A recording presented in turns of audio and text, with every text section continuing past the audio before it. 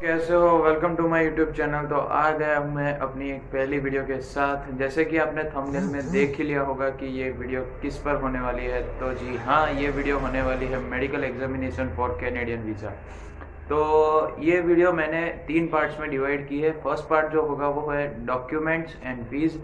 Second part जो होगा वो प्रोसीजर पे पूरा होगा। और थर्ड पार्ट जो होगा वो मैं कुछ आईएमपी पॉइंट्स में आपको बताना चाहता हूँ कि जो मुझे लगा कहना चाहिए। और कई लोगों को बहुत सारे डाउट्स भी होते हैं, जैसे कि मुझे भी थे। एंड मोमेंट तक रह गए थे कुछ ना कुछ डाउट, तो वो मैं क्लियर करना चाहूँगा। तो अगर आपके भी कुछ डाउट हो तो कमेंट सेक्शन में दे देना, तो मैं आपको उसका रिप्लाई भी कर दूँगा। तो अगर तो ये वीडियो आपको अच्छी लगे तो लाइक कर देना, शेयर कर देना अपने दोस्तों के साथ, जिसका भी मेडिकल एग्जामिनेशन अब अभी होने वाला है, तो उनके भी कुछ ना कुछ डाउट सॉल्व हो जाए। तो let's start this video without wasting. तो दोस्तों हम स्टार्ट करते हैं फर्स्ट पार्ट से, जो है documents and fees required. Documents में आपको 3 चीज़ें ज़रूरत होंगी। फर्स्ट है ओरिजिनल पासपोर्ट और उसकी 2 जेरोक्स, वो कोई भी चलेगी, कलर जेरोक्स या फोटोकॉपी ब्लैक एंड वाइट कोई भी चलेगी। सेकंड जो है वो 2 आपके फ़ोटोग्राफ्स। और थर्ड जो है वो आपका ऑफर लेटर। एलओए होगा तो भी चलेगा और प्री एडमिशन होगा तो भी चलेगा। तो ये हुई डॉक्यूमेंट्स की बात। अब हम आते हैं फीस स्ट्रक्चर पे। तो जब मैं गया था 25 जनवरी को, जब मेरा मेडिकल एग्जामिनेशन था, तब फीस थी 6400। और वहाँ पे दूसरी हॉस्पिटल है जहाँ पर कैनेडियन वीज़ा का मेडिकल एग्जामिनेशन होता है, वो है केडी। और वहाँ पर फीस स्ट्रक्चर होता है 6000 के आसपास। तो उतने में आपका हो जाएगा मेडिकल एग्जामिनेशन। तो फ्रेंड्स, ये हुआ डॉक्यूमेंट्स एंड फीस का क्राइटेरिया क्या होता है क्या नहीं। अब हम आते हैं मेन पार्ट पे, जो है प्रोसीजर। क्या क्या कौन से टेस्ट होते हैं वहाँ पे, कितना कितना टाइम लगता है, क्या कुछ, हम सेकेंड और थर्ड पार्ट में उसके बारे में बात करेंगे। तो let's start with second part. दोस्तों, मेरी अपॉइंटमेंट थी वो 9 AM को थी। मैं 8:30 को पहुंच गया था, पर तो भी इतनी जल्दी एंट्री नहीं मिली थी। हमें 10 o'clock को एंट्री मिली थी। तो it was very late, right. So कोई नहीं, जब हम अंदर पहुंचे तब हमें एक फ़ाइल दिया गया। उसमें सारे डॉक्यूमेंट रखकर हमें फर्स्ट स्टेप में जाना था, वो था बेसिक चेकअप। तो वहाँ पे हम बात कर लेते हैं। वहाँ पे कुछ कुछ छोटी छोटी चीज़ों का चेकअप होता है वहाँ पे, जैसे कि आई टेस्ट करेंगे, आपका हाइट चेक करेंगे, वेट चेक करेंगे और ब्लड प्रेशर चेक करेंगे। दोस्तों, मेरा जो अपोलो हॉस्पिटल में था, वहाँ पे मुझे बोला गया था कि आप आई चेकअप करके आए, कितने नंबर्स है कितने नहीं। तो मैं वो करके गया था। मेरे कितने नंबर्स है वो लेटेस्ट 1 वीक का होना चाहिए। 1 वीक में जब भी आपका मेडिकल एग्जामिनेशन हो, उससे पहले 1 वीक में आपका ये नंबर चेकिंग होकर उसका डॉक्यूमेंट आपको लेकर जाना है। पर to be honest, I don't think that it was really needed over there. उन लोग ने वो डॉक्यूमेंट को मांगा भी नहीं था और कुछ ऐसा था नहीं। तो मुझे भी नहीं पता है उन लोग ने क्यों मांगा था। बेसिकली वो लोग आई चेकअप इसीलिए करते हैं क्योंकि वो लोग देखना चाहते हैं कि आप अच्छे से विज़न ले सकते हो। वहाँ पर साइन बोर्ड्स जो है कनाडा में जाकर, आप रूल्स एंड रेगुलेशन कुछ भी हो वो आप इजीली रीड कर सकते हो कि नहीं।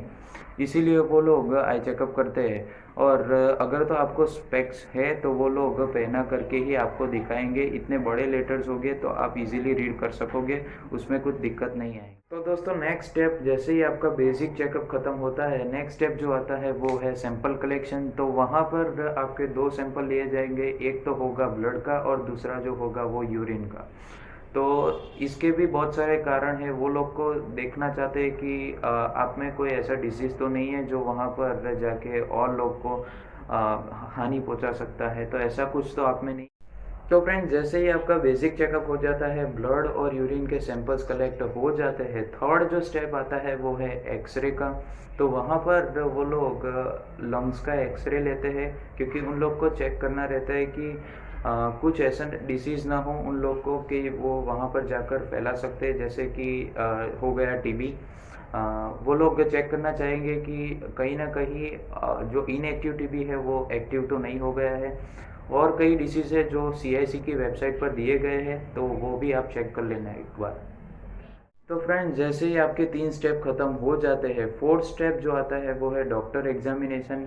मैंने देखा है कई सारे फ्रेंड्स जो होते हैं वो घबरा जाते हैं, क्योंकि उन लोग कहीं ना कहीं बैड थिंग्स के साथ एडिक्टेड हो जाते हैं, जैसे कि टोबैको हो गया, ड्रग्स हो गया। तो ये सारी चीज़ें यहाँ पर चेकअप होती है। डॉक्टर आपको पूछते हैं कि आप टोबैको, ड्रग्स तो नहीं लेते। तो अगर आप इन चीज़ों से दूर हो तो आपको कुछ भी घबराने वाली बात नहीं है। तो फ्रेंड्स, सेकंड जो चेकअप होता है वो होता है टैटू का। तो अगर तो आपको टैटू नहीं है तो आपको इसमें भी कोई घबराने वाली बात नहीं है, और हो तो भी कोई घबराने वाली बात नहीं है, क्योंकि और कुछ नहीं होता। वो लोग 2930 एक्स्ट्रा आपसे लेंगे, क्योंकि आ, वो लोग को कुछ ना कुछ और टेस्ट करने होते हैं, मुझे पता है तब तक, और उसका भी चेकअप होता है आपका टैटू का। तो उसके लिए भी आप CIC की वेबसाइट पर जाकर देख लेना कि उसमें भी क्या प्रोसेस है। मुझे तो ऐसे कुछ टैटूज़ नहीं है, तो आप एक बार उसके बारे में इंफॉर्मेशन ले लेना। तो हम आगे बढ़ते हैं। तो वो लोग और कुछ, ये टैटू का हो गया, और आपका वहाँ पर भी एक बार ब्लड प्रेशर चेक होगा, और वो लोग बोन्स में कहीं पर ब्रेक तो नहीं है, वो लोग वो भी चेक करेंगे, क्योंकि उन लोग को पर्पज़ ये है कि आप जब भी कनाडा जाओ वहाँ पर जाकर आप दूसरे लोगों पर डिपेंडेंट ना हो, इसीलिए वो लोग ये सारी चीज़ें चेक करते हैं। जो डॉक्टर आपको ये भी पूछेंगे कि आपको पहले कोरोना हुआ है कि नहीं, आपके फैमिली मेम्बर्स में पहले किसी को हुआ है कि नहीं, और कुछ ऐसा भी पूछेंगे कि कहीं ना कहीं आपने 15 to 20 डेज में कोई ऐसी ग्रुप मीटिंग तो नहीं अटेंड की कि आप में कोई सिम्टम्स हो, उसका भी चेकअप होगा वहाँ पे। तो इसमें भी बहुत बहुत कुछ घबराने वाली बात नहीं। आपका यहाँ पर मेडिकल एग्जामिनेशन पूरा होता है। अब जो होता है वहाँ आपको वेट करना होता है, क्योंकि वो लोग आपको सर्टिफिकेट देंगे। उसमें 2 सर्टिफिकेट देंगे, मैं यहाँ पर बता दूंगा कैसा सर्टिफिकेट है, वो आप देख लेना। तो ऐसे 2 सर्टिफिकेट देंगे, एक तो आपको वीज़ा में डालना है और दूसरा जो है फ़्लाइट के वक्त आपको देना रहता है। यहाँ पर मेडिकल एग्जामिनेशन ख़त्म होता है, तो इसके रिलेटेड आपको कोई भी डाउट हो तो मुझे आप इंस्टाग्राम के आईडी पर मैसेज कर देना, वहाँ पर मैं आपको इमीडिएटली रिप्लाई कर दूँगा उसके बारे में, और कमेंट सेक्शन में भी आप दे सकते हो, आपके जो भी डाउट है वो भी मैं आपको क्लियर कर दूँगा।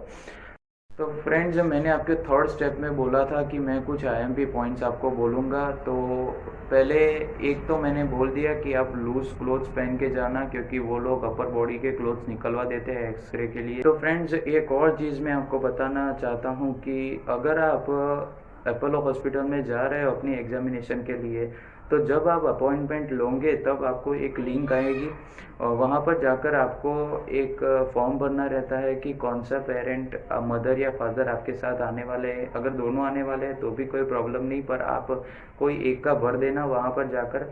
और टू बी ऑनेस्ट, इस चीज़ का कोई भी ज़रूरत तो नहीं है, पर तो भी आप भर देना एक बार, क्योंकि वहाँ पर जाकर सिर्फ स्टूडेंट ही अंदर जाने देते हैं, पेरेंट्स को तो बाहर ही रहना होता है अपोलो हॉस्पिटल में। तो ये चीज़ मुझे पता नहीं कि ये लोग ने मैंडेटरी रखी है कि नहीं, पर तो भी आप एक बार भर देना।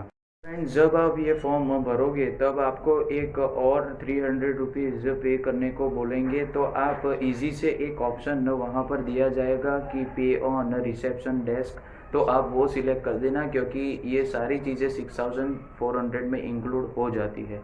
तो डबल पेमेंट करने से अच्छा है कि आप वहाँ पर जाके टोटल पेमेंट दे दो।